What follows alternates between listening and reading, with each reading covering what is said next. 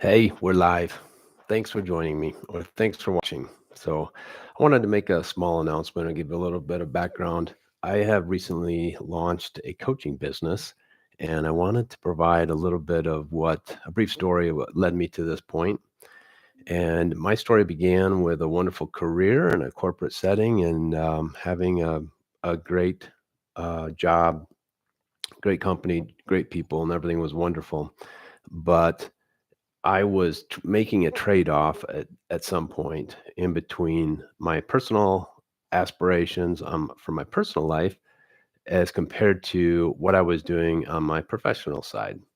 And the best way to describe it is that my personal life was extremely happy, off the charts happy, all good, wonderful, normal amount of drama here and there, but nothing crazy. And on the professional side, it wasn't quite up there. It had the settings to be, but for me personally, it just wasn't as gratifying as I wanted it to be over time. And I thought I could manage that, and I did for several years.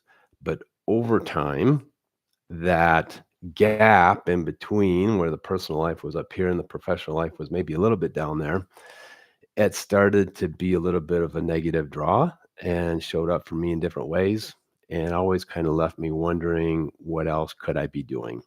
And it was at that time that I could have really benefited from having a coach. And at the time, I didn't know what a coach was outside of sports and athletics. So I did not have the benefit of one of those.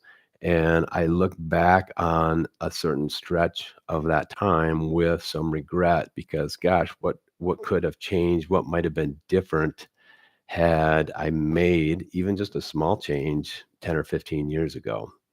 So eventually, that all culminated when I finally, over time, figured out, you know what, I need to actually make a change in my career, my position. So I did, and I left my former employer and launched out on my own, created a coaching business.